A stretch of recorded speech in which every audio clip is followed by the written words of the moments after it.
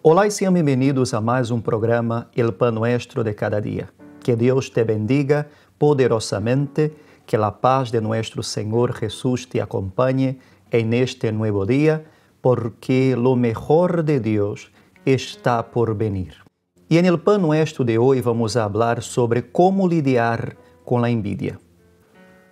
La envidia es un sentimiento extremadamente nocivo de dolor, rabia y resentimiento por el bien ajeno y por sus cualidades. El envidioso sufre por la felicidad y el crecimiento de su prójimo. Proverbios capítulo 14, versículo 30 dice que el corazón tranquilo da vida al cuerpo, pero la envidia corroe los huesos. E nosotros te vamos a dar hoy 3 consejos de cómo puedes lidiar con la envidia. El primer consejo para lidiar con la envidia es entender su raíz. Para entender la raíz de la envidia, tenemos que ir en la palabra de Dios y encontrar la primera vez que este sentimiento aparece. Está en Génesis, en el capítulo número 4. La palabra de Dios habla acerca de 2 hermanos, Caín y Abel. Abel era un pastor de ovejas y Caín era un labrador de la tierra. E cierto dia, Caim e Abel presentaram ofrendas para Deus. Abel presentou su mejor. De los primogénitos de sus ovejas, ele entregou para Deus lo mejor que tenía. Já Caín dio lo peor para Deus. E a palavra dice que Deus mirou com agrado la ofrenda de Abel e não se agradou de la de Caín. E Caín se enojou muito y su semblante cambió. El corazón de Caín se llenó de envidia y de celos. Dios entonces le preguntó, ¿por qué te has enojado? Si haces bien, ¿no serás aceptado? Pero si no haces bien, el pecado yace a tu puerta y te toca a ti dominarlo. O sea que la envidia nació en el corazón de Caín porque él quería el mismo resultado de Abel, pero no quería hacer lo mismo que Abel había hecho. Y es por eso que la envidia nace en el corazón de las personas. Las personas quieren lo mismo que tú tienes, pero no quieren hacer lo que tú has hecho. Y este sentimiento de que ¿por qué yo no tengo lo que el otro tiene? Causa en la persona un sentimiento de injusticia, porque él tiene y yo no tengo. Fue lo que aconteció con Caín. Caín se llenó de iras, de celos y mató a su hermano. ¿Y cuántas no son las personas que por causa de los celos y de las iras no han intentado destruir la vida de otros? Y en nuestros días en las redes sociales vemos estos casos, personas que por causa de celos e envidia atacam a outras com comentários, personas que se escondem tras el anonimato e intentam matar la imagen y la reputación de los demás. Son los llamados haters, são personas infelices, como Caín. Querem lo que tú tienes, pero não querem hacer lo que tú haces. El segundo consejo para lidiar con la envidia es orar por aquellos que nos persiguen. Debemos ser imitadores de Cristo. Y la palabra de Dios en Mateo capítulo 27, en el versículo 18, muestra que cuando los principales sacerdotes entregaron al Señor Jesús a Pilato para ser crucificado, Pilato buscó una forma de librarlo, porque él sabía que lo habían entregado porque le tenían envidia. Y cuando el Señor Jesús fue crucificado, los que le envidiaban se burlaban de él.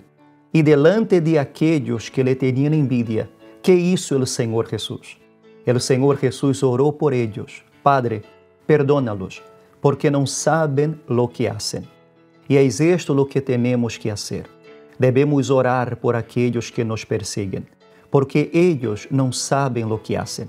Ellos creen que están haciendo daño a nosotros, cuando en realidad están haciendo daño a sí mismos, porque la envidia es como un veneno que destruye la vida de una persona.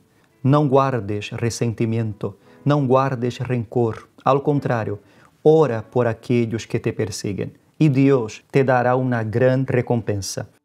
Aqueles que lhe envidiavam, quando lo vieram allí en la cruz, pensaram que haviam acabado com Jesus, quando em realidade, em la cruz, nuestro Senhor Jesus venceu. Ele murió en la cruz, pero ressuscitou al tercer dia. E de la mesma forma, aqueles que creem que te hacen daño, que estão acabando contigo, em realidade, estão apenas permitindo que os propósitos de Deus se cumplan em tu vida. E o terceiro consejo para lidiar com a envidia é seguir os propósitos de Deus. Devemos madurar e entender que, se queremos seguir os propósitos de Deus, a envidia será algo inevitável, porque aqueles que brilham sempre vão incomodar a los que estão nas tinieblas. Como na parábola que eu escutei uma vez, de uma luciérnaga que era perseguida todos os dias por uma serpiente. E durante vários dias, esta luciérnaga conseguiu evadir esta serpiente. Pero cierto dia a luciérnaga se cansou e le dijo a la serpiente: ¿Puedo hacerte 3 preguntas? La serpiente le respondió: Yo no suelo dar explicaciones de mis acciones, pero de esta vez yo voy a abrirte una excepción. Pregúntame lo que quieras. Y la luciérnaga hizo la primera pregunta: ¿Hago parte de tu cadena alimenticia?